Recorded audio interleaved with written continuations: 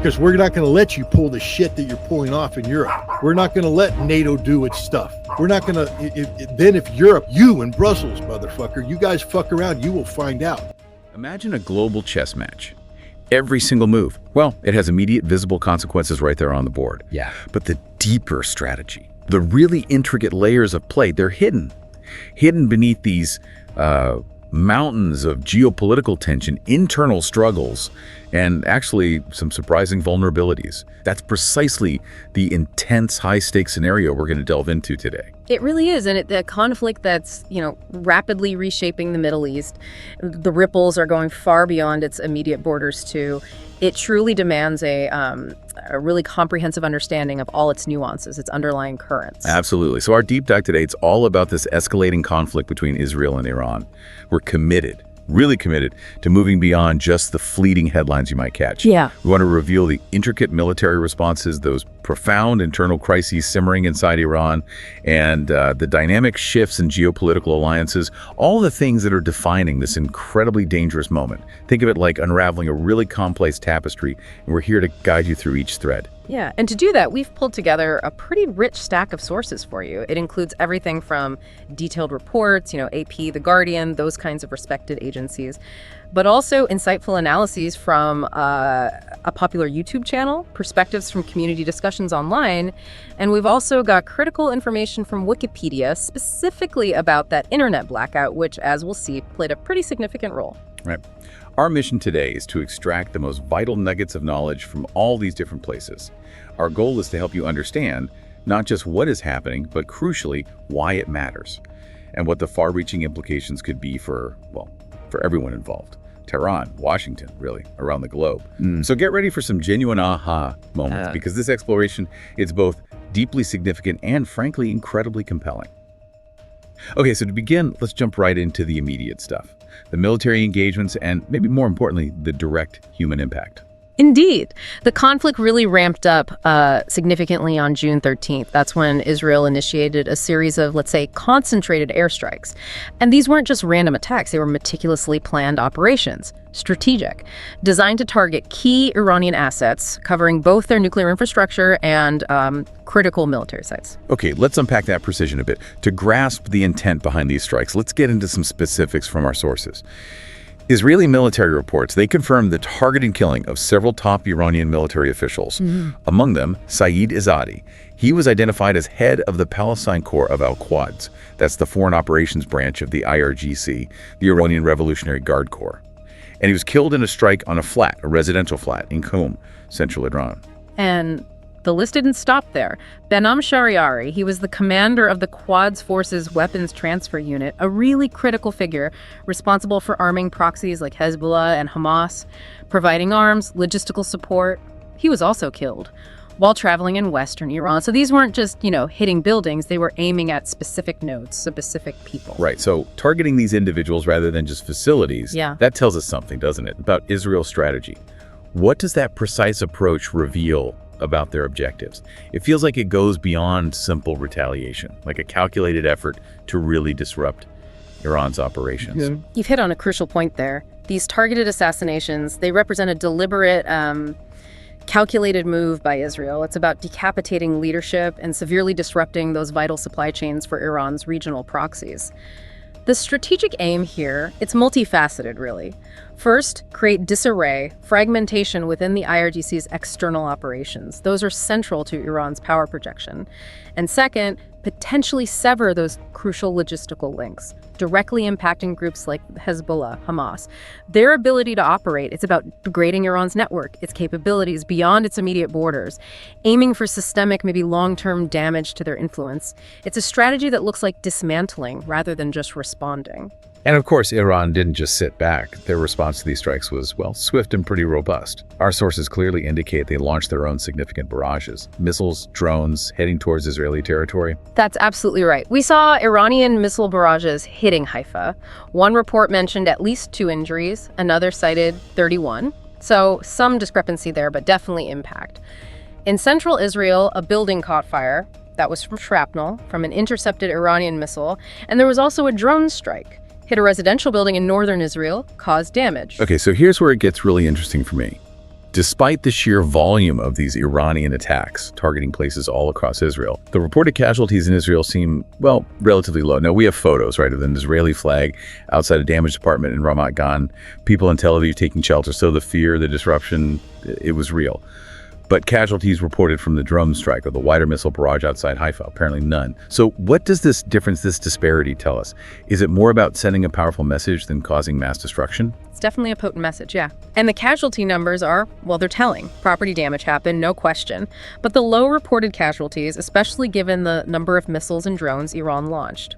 You can read that a few ways. It might highlight limitations in Iran's precision strike capabilities, maybe, on such a large scale. Or, and this is likely a big factor, it could underscore the robustness of Israel's air defense. Iron Dome, David's Sling, Arrow, they seem to have intercepted a lot. But a common interpretation is that Iran's main goal here was a forceful show of capability, a demonstration, proving they can strike deep into Israeli territory. Maybe less about maximal destruction, more about deterrence.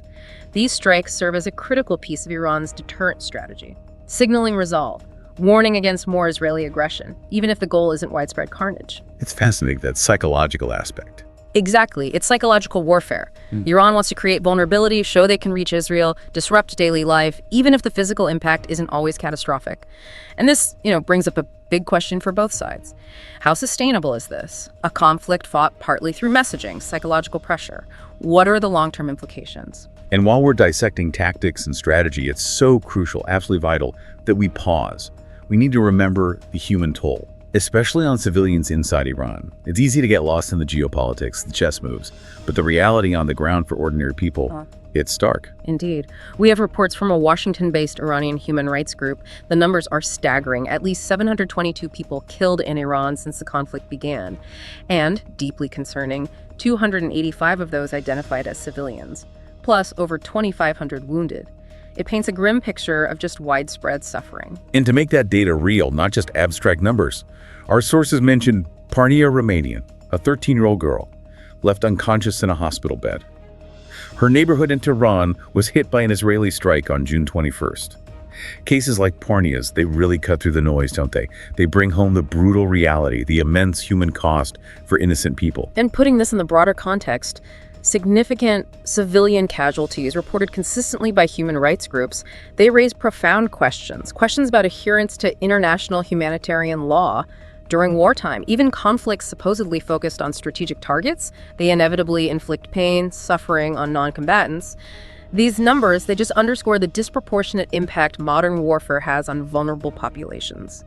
Beyond the missile exchanges and diplomacy, there's immense, tangible human suffering. It fundamentally challenges the idea that any war can be truly precise. Okay, let's shift focus now, away from the immediate battlefield and into the nuclear shadow that looms over this whole conflict. This is a dimension that just exponentially elevates the stakes, adds a whole new layer of global concern. Exactly. Israeli airstrikes have specifically targeted Iran's nuclear infrastructure. This has set off alarms globally, drawn swift, very strong warnings from international nuclear watchdogs. You can feel the concern from the international community. And our sources confirm this isn't speculation. Israel has publicly acknowledged strikes on key Iranian nuclear sites. Natanz, Isfahan, the Iraq heavy water plant. These are confirmed operations, not just hypothetical targets. And the response from the IAEA, the International Atomic Energy Agency, was immediate and, frankly, stark. Rafael Grossi, the Director General, he issued a remarkably grave warning directly to the UN Security Council. He said, quote, "Armed attack for nuclear facilities should never take place and could result in radioactive releases with great consequences within and beyond boundaries of the state which has been attacked." His words really highlight the unique, terrifying risks involved here. That's chilling enough on its own. But he went further, didn't he? He specifically mentioned the Bushehr plant. He said even disabling its power lines could cause its reactor core to melt, potentially leading to a high release of radioactivity. So, when the head of the International Nuclear Watchdog is making these dire warnings and then gets threatened for it, it feels like we're navigating incredibly dangerous territory, where one mistake, one miscalculation, could have catastrophic consequences, not just regionally, maybe globally. What does this signify? It signifies an unprecedented level of danger, truly. And the reaction to Grossi's statements was deeply concerning. Ali Larijani, a senior advisor to Iran's supreme leader, Khamenei, he basically declared on social media Iran would make Grossi pay after the war, astonishingly accusing Grossi's own statements about Iran's program of provoking Israel's attack. This direct threat, it shows Iran's perception of the IAEA's role, its extreme sensitivity to anything that might seem to legitimize attacks on its nuclear program. These Israeli strikes, despite the immense risk of radiological contamination, they clearly underscore Israel's determination, preventing Iran from getting nuclear weapons seemingly at any cost. And this just raises profound questions about global responsibility, the limits of warfare when these immense, maybe irreversible risks are involved. An unforeseen disaster, a nuclear incident, could just dwarf any military objective, a humanitarian, environmental catastrophe on a scale we've rarely seen. And within these nuclear facilities, Fordo stands out, doesn't it? It presents a unique challenge, described as almost impossible to destroy with conventional bombs. That's right. Because Fordo is built deep inside a mountain. It's a natural fortress. There was a detailed Reddit discussion pointing out it's 95 feet underground. Even the most powerful conventional bomb, the bunker buster from a B-2, penetrates maybe 56 feet. So you're still about 35 feet short of reaching the core facility. It highlights a critical, almost insurmountable limitation of conventional military power against targets like this. It forces a rethink, really, what's truly destroyable from the air. And what does that mean for deterrence? For military options? It really paints this picture of a high-tech cat-and-mouse game. Iran's nuclear program isn't just about uranium. It's about strategic depth, psychological leverage, a high-stakes poker game on the world stage, and everyone's watching Iran's hand. Because Iran insists, right, its program is peaceful. But the fact remains, it's the only non-nuclear weapon state enriching uranium up to 60%. That's considered, a short technical step away from weapons-grade 90%. Fuels massive suspicion. Indeed. That high enrichment level, despite the peaceful claims, it's a major source of international tension, almost a deterrent in itself, signaling latent capability. And adding another layer, Russian President Putin reportedly told Israel there's no evidence Iran wants nuclear weapons. That statement, coming from Russia, often seen as aligned with Iran, it adds complexity. A contrasting view on Iran's actual intentions makes the diplomatic landscape even trickier. And if things weren't complex enough, there's this compelling theory that Iran might be playing a game of strategic deception, a kind of bait and switch, deliberately exaggerating its nuclear progress. Right, this idea of strategic deception, using misinformation, maybe concealing true capabilities to manipulate how adversaries perceive them. The theory goes, by exaggerating nuclear progress, Iran could intentionally provoke a preemptive strike, a strike designed to unite its allies, its own population, against a common external enemy. And here's where it gets really interesting. This provocation, it could act as a powerful catalyst for nationalist fervor, for allied military mobilization, potentially drawing hesitant allies, maybe even Russia, maybe Hezbollah, fully into the conflict. It's an incredibly bold strategy. And incredibly risky, if that's what's happening. Profoundly risky. Because it all hinges on a delicate balance. If the West, or Israel, calls the bluff or hits back decisively, Iran could suffer devastating damage before gaining that full support. So this theory adds this layer of intricate psychological warfare. Perception management becomes as crucial as military might. It suggests Iran is actively trying to shape the narrative, control the pace of escalation. Okay, let's broaden out now. Beyond the internal dynamics, beyond the direct military fight. Let's look at the wider geopolitical landscape, because this isn't just Israel and Iran in a vacuum. It's tied into global alliances, complex diplomacy, and has huge implications for global stability. And a massive player, maybe the most critical one in that landscape, is the United States, which is right now actively debating direct military involvement, a decision just fraught with severe, potentially catastrophic consequences. Let's get into the details here because they matter. Sources say President Trump is weighing his country's military involvement. He was set to meet his national security team, a decision expected within up to 2 weeks. And the U.S. is sending clear signals of preparation. Aerial refueling tankers on the move. B-2 bombers reportedly moving from the U.S. mainland to Guam, confirmed by U.S. officials. So it's not just if they get involved, it's that chilling question. At what cost? The potential price tag in lives, in global economic stability. It's staggering is the word. And the Iranians are acutely aware. Foreign Minister Arachi explicitly warned U.S. involvement would be very, very dangerous for everyone, underscoring the escalation risk. Beyond the immediate human toll, analysts grimly predict scores, hundreds, perhaps thousands of dead Americans coming home in body bags. There's the massive economic angle. Direct U.S. intervention would dramatically escalate things, potentially trigger a global energy crisis. Why? Because Iran can attack Gulf Arab countries and, crucially, potentially close the Strait of Hormuz. That narrow channel, so much of the world's oil goes through it. Closing it could mean losing nearly 5 million barrels of oil per day. Catastrophic for global markets, energy prices could skyrocket. And domestically in the U.S., it's divisive. Democrats at odds over the Israel-Iran war. Some commentators alleging undue influence, saying Trump is 100% sold out to the fucking Israelis, mentioning AIPAC's influence on Congress. This internal U.S. debate, it contrasts sharply with the external military moves. It forces you to ask, can the U.S. truly manage the predicted economic fallout, the human cost, if it fully commits? Past U.S. wars in the Middle East, Iraq, Afghanistan, they might pale in comparison to the potential scale of this. And while the U.S. weighs its options, Iran is playing a surprisingly nuanced diplomatic game, showing openness to dialogue with Europe while firmly rejecting direct talks with the U.S., given the current situation. Yes, that strategic flexibility is clear. Foreign Minister Arachi, speaking at that OIC meeting in Turkey, stated Iran's readiness to consider diplomacy, but explicitly ruled out U.S. talks as long as Israeli aggression, as he termed it, continues, accusing the U.S. of complicity and support for the attacks. Meanwhile, European foreign ministers, like France's Jean-Noël Barrot, they're urging Iran to talk nuclear even now, without awaiting the cessation of strikes, Gutierrez. And notably, French President Macron and Iranian President Pezeshkian agreed to accelerate negotiations between Europe and Iran on the nuclear program. So what does this all mean? Is this a genuine diplomatic opening, a real path to de-escalation, or is it just another calculated move in this complex game of international pressure and resistance? Well, putting it in context, Iran's selective engagement really highlights its sharp understanding of international power dynamics. They're clearly trying to leverage European concerns about regional stability, nuclear proliferation, while maintaining that hard line against the U.S. projecting defiance. Barrett also made that key point. It is illusory and dangerous to want to impose a regime change from the outside, underscoring Iran's sovereignty stance. This whole dynamic raises that important question. Can European efforts genuinely de-escalate things? Or are they, maybe inadvertently, being used by Iran to split Western powers, gain an advantage in this multifaceted standoff? Plus, Iran's FM accused Israel's attacks on nuclear sites as grave war crimes, asserting Iran's inherent right to self-defense, framing their actions within international law. Okay, so as Iran navigates these diplomatic waters, there's another really interesting development. It concerns its regional allies, the so-called axis of resistance. Our sources suggest these groups are showing unexpected restraint, almost surprising given the escalation. That's a significant observation, yeah.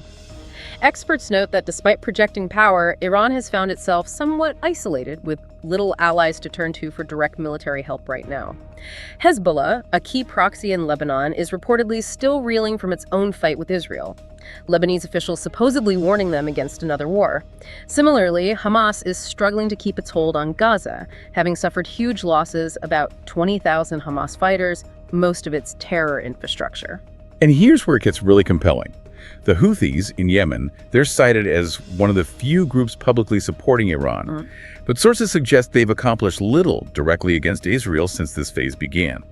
Even more intriguing, some groups within the Axis are reportedly wary of entering war now. Why? Because some leaders are now in government, enjoying a lucrative period, thanks to oil money. We often think of this axis as one solid block, ready to act together. But this suggests something more fragmented, more nuanced. They're not all jumping in. So why? What's behind this hesitation, this apparent strategic patience? What's fascinating is the pragmatism emerging amidst the ideology. This hesitation challenges that idea of a monolithic axis. It strongly suggests these groups might be prioritizing their own needs right now. Domestic stability, recovery from past fights, maybe those economic interests you mentioned. Prioritizing that over immediately joining Iran's fight with Israel. This could reveal a weakness in Iran's regional power projection, maybe, or it could just be strategic patience, waiting for a better moment when their own interests align more, the risks are lower. It forces us to ask, does this show a fundamental weakness for Iran, or just smart patience from its allies, waiting for the right time? Though it's worth noting, popular support is still there in places. Those protests in Baghdad, thousands rallying for Iran after calls from Muqtada al-Sadr, shows ideological solidarity still exists on the street level. Another absolutely critical relationship here, Russia and Iran. Their ties are getting stronger, no doubt, but our sources are very clear. This isn't a mutual defense pact, not like Russia has with Belarus, and Russia has issued some incredibly strong direct warnings about nuclear escalation. Sends chills down your spine, really. That distinction is crucial, cannot be overstated. Russia and Iran have a strategic framework agreement, yes, but it's not nearly as comprehensive on security as the one with Belarus. Belarus gets a nuclear umbrella, like NATO. The Iran agreement was only just ratified by Iran till yesterday, suggesting recent formalization, but not that level of commitment. And Russia has explicitly said it will not be coming to the military assistance of Iran in this current fight. Scott Ritter, that analyst we mentioned, he detailed Russia's very stern stance on nukes, quoting Russians telling Americans, "If you use nuclear weapons, the genie is out of the bottle, and then we're going to use Dakar." Basically warning against nuclear use in Europe or against allies. He then issued that stark warning, if the US nukes Iran, you better fucking run. The next time you kick the Russian bear, he's gonna swat you with the Russian fucking nuclear fist. I mean, what are the implications here? This isn't just talk, is it? It's a chilling, direct warning that this regional fight could go global catastrophically. And connecting this to the bigger picture, this might be the most critical takeaway. The clear difference in Russia's commitments, strong for Belarus, limited for Iran, is significant. Russia's stern warning about nuclear weapons adds this terrifying global dimension. It suggests a US or Israeli nuclear strike on Iran could cross a fundamental red line for Russia, potentially triggering a wider, maybe even world-ending nuclear exchange. The threat seems designed specifically to deter US-Israeli first use against Iran, highlighting how a conventional regional war could spiral into global nuclear war if certain thresholds are crossed. It makes you ask that deeply unsettling question. Are all sides fully appreciating the gravity of this red line, the existential risks? And remember, Putin reportedly told Israel, quote, "No evidence Iran wants nuclear weapons." Another layer to Russia's complex position, maybe trying to de-escalate nuclear tensions somewhat. Okay, given all this tension, the warnings, the military actions, it's no surprise the international response has been one of deep concern, leading to immediate, tangible actions. Diplomatic withdrawals, civilian evacuations. Indeed. The deteriorating security situation has prompted multiple countries to pull staff or close embassies in Tehran entirely. Sources specifically name Ireland, the UK, the Czech Republic, Slovakia, Australia, New Zealand taking action. And the evacuations really stand out. They're a stark indicator of global anxiety. The U.S. initiating assisted departure flights from Tel Aviv, Italy evacuating citizens from Iran via Azerbaijan and from Israel via Egypt. China conducted massive evacuations, around 2,000 citizens from Iran, 400 from Israel. When you see so many countries urgently pulling their people out, shutting down embassies, it's an unmistakable signal. The world is bracing for something bigger, more disruptive, a tangible sign of global apprehension. What's striking is how fast diplomatic posture, international movement just shifts under crisis pressure. We heard accounts from civilians evacuated by a cruise ship from Israel to Cyprus. Seeing missiles crisscrossing the sky felt like fireworks at first until the reality set in. Harrowing. And UN Secretary General Guterres warned the conflict's expansion could ignite a fire no one can control. That universal fear of uncontrolled escalation, this widespread response, especially the urgent evacuations, it's a clear indicator of perceived risk, instability. Signals the international community sees high risk, potential for broader regional disruption, impacting travel, trade, diplomatic relations, which makes you wonder, beyond immediate safety, what long-term diplomatic realignments might these evacuations signify for the region's future? Okay, let's turn our focus inward now to Iran's own internal vulnerabilities, particularly that tight grip on information and the severe economic strain the conflict is causing. A prime example, highly visible, is that near total internet blackout Iran implemented right at the start of the war's escalation. And this isn't new for them. It's a tactic they've used consistently to suppress dissent, maintain state control. Let's get specific to understand the impact. Sources say internet access was drastically cut, almost totally blocked, June 17-18, leading to a 97% fall in internet usage. 97%. NBC News reported it. Disconnected Iranians from the outside world served as a tool used in times of civil unrest. This isn't just a technical glitch, it's a calculated tool of state control, a chilling echo of past crackdowns designed to isolate citizens, stop information flow, suppress any narrative challenging the government. And the history is clear. They used blackouts during the Bloody November protests in 2019, estimates of 1,500 killed then. More recently, 2022 to 2024, during the Masa Amini protests, internet restrictions, bans on WhatsApp, Google Play. Cybersecurity expert Amir Shidi put it bluntly. The Iranian government sees the internet as an enemy it seeks to control and suppress. This consistent pattern shows a clear strategic decision: control information, prevent coordination during crises. It's a direct response to the internet being one of the few platforms where Iranians can freely express themselves and organize.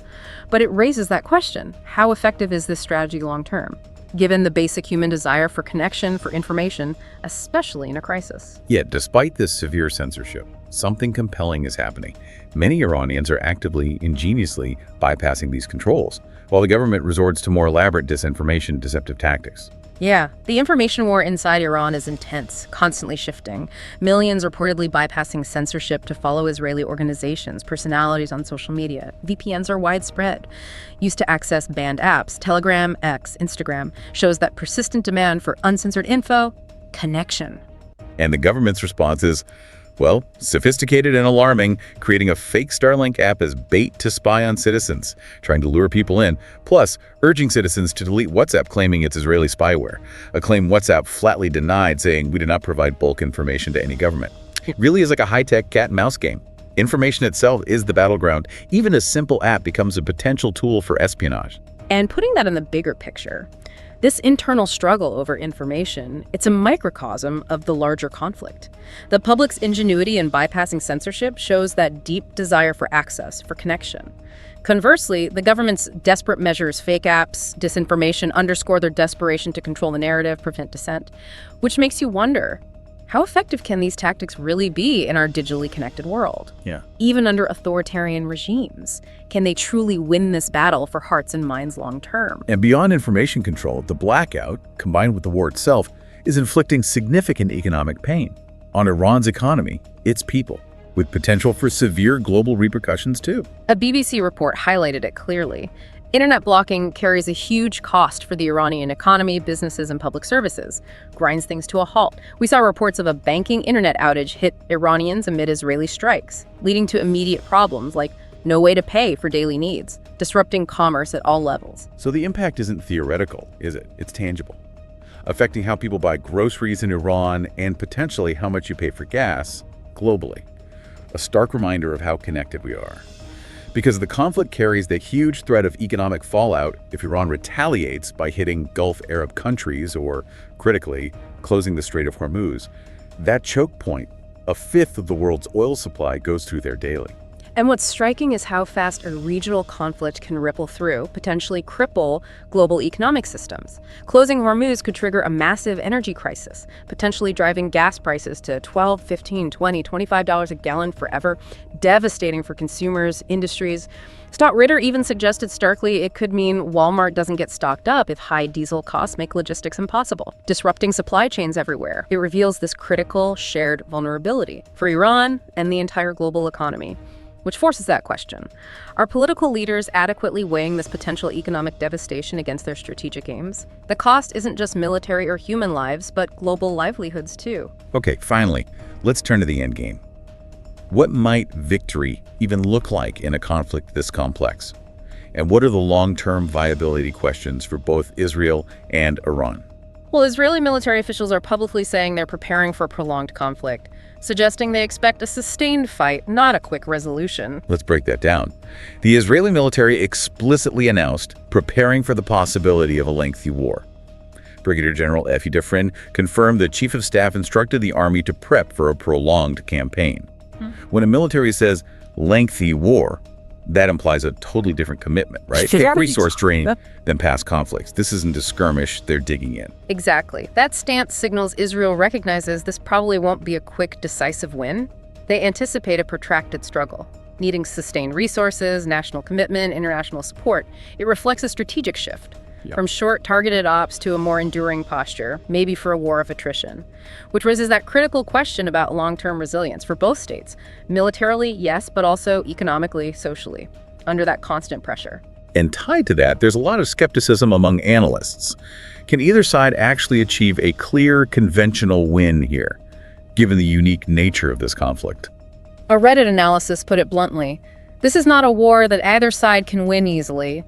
It highlighted Iran's significant geographical advantages. Large, mountainous arguing defeating it would require more than just bombs, money, and media narratives, implying a conventional military solution might be out of reach. Scott Ritter emphasized that boots on the ground usually win wars, but crucially, Iran and Israel don't share a common border, making a conventional ground invasion highly unlikely. What's striking is how the rules of victory seem to be rewritten here. It's not WWII. Conquering territory isn't the obvious goal. Geography forces unconventional strategies, maybe unconventional definitions of success. That paints a grim picture, doesn't it? Winning might not mean conquering land, but enduring, outlasting, making the other side's existence untenable. Ritter did mention the Iran-Iraq War of the Cities. Iraqi missile strikes eventually broke Iran's back then, so missile strikes can have strategic impact.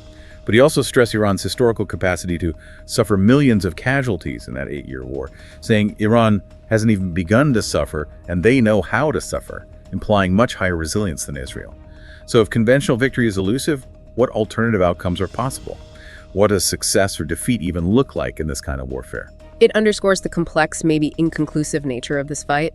Moving beyond simple military conquests, Iran's historical resilience, capacity to endure immense cost, contrasts starkly with Israel's lower societal tolerance for casualties. A long war of attrition could hit Israeli society disproportionately hard. The core question becomes, how do you end a conflict if traditional victory is unavailable or too costly, forcing both sides to consider more abstract, maybe psychological forms of winning or losing? Which brings us to this highly provocative idea, how a long conflict, even without invasion, could undermine Israel's core purpose as a safe haven, potentially leading to a demographic shift, the impact on internal stability, long-term viability. Scott Ritter argued forcefully, Israel will be defeated when life in Israel becomes unsustainable for millions of people.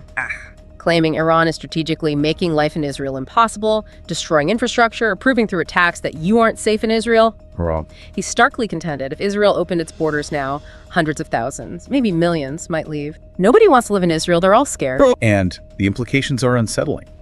Ritter linked this potential exodus to demographics. If the population of Israeli Jews drops to a certain level, Israel becomes unviable as an independent nation-state, including two.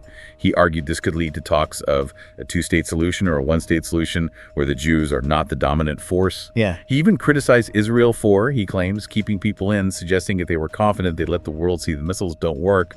The powerful suggestion here, Israel's very existence, challenged not by invasion, but by its own people's will to stay.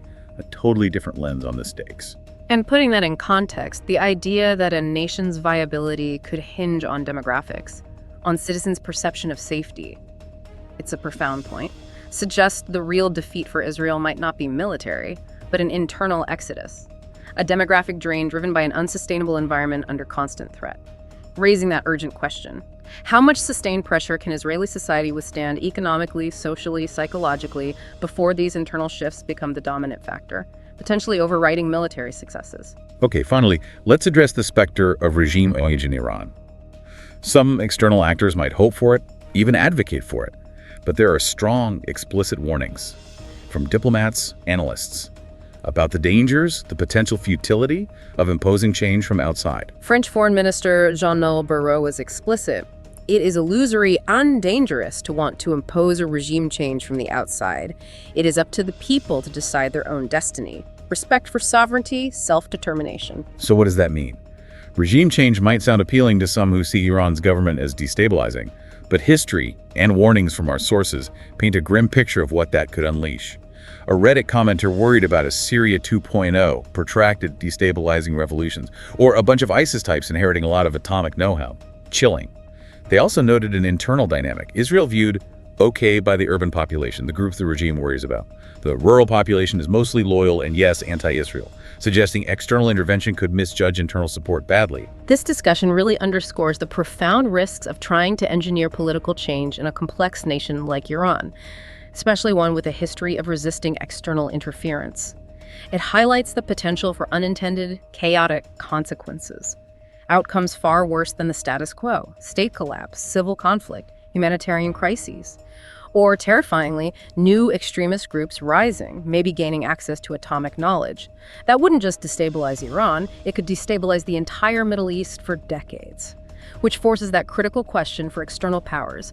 What responsibility do they bear for the potential chaos, the suffering, the instability, if interventions lead to a power vacuum or a worse humanitarian crisis? We have covered a huge amount today, really unpacked a colossal, intricate topic. We dove deep into the military exchanges, Israel's targeted strikes, Iran's retaliatory barrages and the messaging behind them. We explored the dangerous nuclear dimension, facilities targeted global alarms, and that complex game of potential strategic deception by Iran. We also looked at those unexpected shifts in alliances. Iran's axis of resistance showing surprising restraint, maybe prioritizing internal dynamics. Then the chilling global implications of Russia's clear warnings on nuclear escalation, underscoring the profound risks. And importantly, those internal pressures on Iran. Information control via internet blackouts, severe economic turmoil hitting ordinary people. And as we wrap up, we've really started to see that winning this war, it's not straightforward, not like a textbook. We discuss Israel preparing for a lengthy war and the potential long-term demographic societal shifts for Israel, driven less by invasion, more by perceptions of safety. And for Iran, those perilous warnings against externally imposed regime change, the potential for unintended chaotic consequences. Yeah, this conflict isn't just about the next missile or whose air defenses work best. It's a profound test of national resilience, information control in a connected world, the very limits of modern warfare where traditional victory might be off the table. The lines between military aims, psychological ops, and internal societal stability are becoming dangerously blurred. So as these intricate layers keep unfolding, we're left to wonder, aren't we? What surprising new alliances, what unforeseen internal dynamics might still emerge? Things that could fundamentally alter the balance of power in the Middle East, challenging our very ideas about regional stability, global interconnectedness. This isn't just history happening, it's a living, breathing case study in just how deeply, how inextricably our world is intertwined.